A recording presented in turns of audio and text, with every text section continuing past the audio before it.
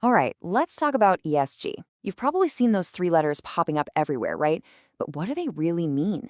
Well, it stands for environmental, social, and governance. And trust me, it's at the center of this massive debate about what a company is even for. Is it just about making a profit, or is there something more to it? And this quote from the Davos Manifesto, wow, it really nails this new way of thinking. It talks about shared and sustained value creation for all stakeholders. That's a huge deal because for decades, the business world was playing a totally different game. So to really get where we're going, we've got to first understand the old playbook that's being ripped up. Yeah, for the better part of a century, the thinking was super simple. A company's one and only job is to make money for its shareholders. Full stop. But, as we're all facing these enormous global problems, we're talking climate change, social inequality, you name it, that laser-focused, profit-only mindset is starting to look, well, pretty limited. So let's break this down. It's really two completely different worlds. On one side, you've got the old way, shareholder primacy. That's all about one thing, and one thing only, cranking up those short-term profits for the people who own stock. But then on the other side, you've got this new idea, stakeholder purpose. And this just blows the whole thing wide open. It says, hey, wait a minute, a company has a responsibility to everyone involved, its employees, its customers, its suppliers, the whole community. It's a complete flip from just looking at the bottom line to seeing the bigger picture. Okay, so that sounds great in theory, right? But how do you actually do it? How do you measure something so broad? I mean, what does success even look like in this new model? Well, that is exactly where ESG comes into play. It's the framework, the new set of glasses we can use to look at a company and figure out how it's really doing. You can almost think of ESG as a new kind of corporate health check.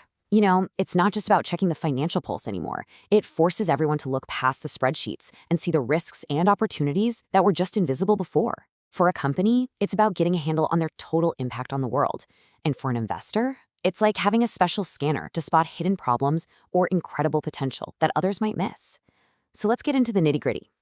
First up, we've got E for environmental. This is the one you hear about all the time, for sure. And it asks the really tough questions, right? Like, what's your carbon footprint? How are you actually dealing with the risks of climate change? Are you wrecking ecosystems or protecting them? It all boils down to a pretty simple and kind of stark idea. You just can't run a healthy business on a sick planet. It's not sustainable. Next, we have S for social. This one is all about people. I mean, how does a company treat its own employees? Are its supply chains built on fair labor or something else? And look, having a good S score isn't just about feel-good PR. It's smart business. It's about protecting your reputation, being the kind of place the best people want to work, and creating customers who stick with you for the long haul. And finally, the G, governance. Now, don't sleep on this one. It might sound a bit dry, but this is the glue that holds the whole thing together. Honestly, it's the engine that makes the E and the S actually go. It's the company's internal rulebook, covering everything from how much the CEO gets paid to its anti-corruption policies. Because let's be real, without solid governance, all those nice promises about the environment and society, they're just hot air. Yeah, let's actually double-click on governance for a second, because you could make a strong case that it's the most important piece of the puzzle. It's the machinery that turns good intentions into actual results. It's where the rubber meets the road. Okay, think about it this way. A company comes out and makes a big, splashy promise. We're going to slash our carbon emissions.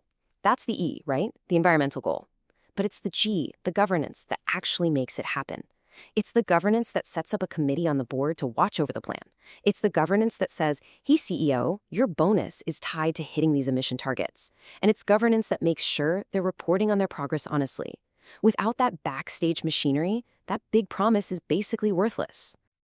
And this isn't just some nice-to-have idea. The pressure to get this right is absolutely massive. You've got these giant investment funds banging on the door, demanding better ESG performance. You've got powerful rules like the UK's Stewardship Code, basically making this stuff mandatory. I mean, when something like 84% of these codes around the globe are talking about ESG, that's not a trend, that's a whole new standard. It's becoming crystal clear that it's a board's fundamental duty to manage these risks. If you want to see this pressure cooker in action, just look at the European Union. They've been turning up the heat step by step. First, it was just about disclosure. They said, okay, companies, just tell us what you're doing. Then they moved to what's called taxonomy, basically creating a rulebook to define what green actually means, so everyone's speaking the same language. But now Now they're on the verge of making it a legal duty for company directors to act on this stuff. The message couldn't be clearer. Just talking about it isn't going to cut it anymore. Okay, but let's be honest, this whole shift is not exactly going smoothly. The explosion of ESG has led to some serious growing pains. We're talking about everything from chaotic data to companies just straight up lying.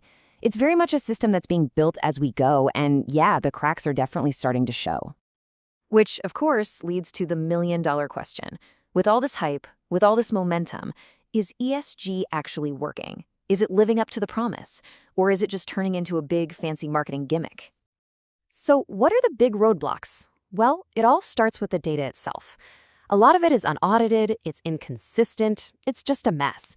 And that mess leads to this crazy situation where you have a bunch of different rating agencies looking at the same company and coming up with wildly different scores. One gives them an A+, another gives them a C-. This chaos is the perfect breeding ground for what we call greenwashing.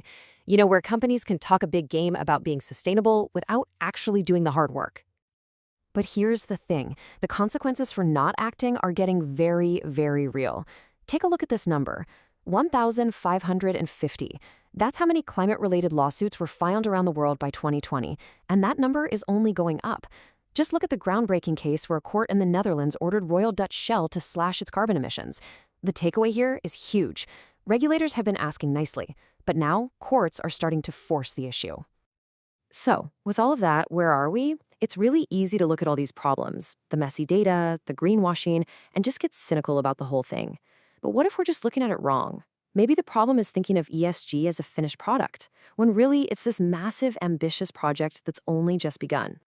I love this metaphor. ESG is a cathedral in the making. It's not a finished building yet. The foundations have been laid, sure. The main pillars are going up, but the intricate carvings, the stained glass windows, all that detailed work is a long, long way from being done.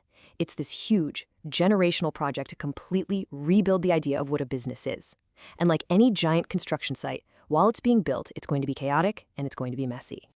And that leaves us with a final, pretty profound thought. The actual blueprints for how our economy works are being redrawn right now, as we speak. The old ways of doing things are on their way out, and a new structure is being built in its place. So the question really is for all of us, whether we're investors or employees or just citizens, who's going to pick up the tools and help build what comes next?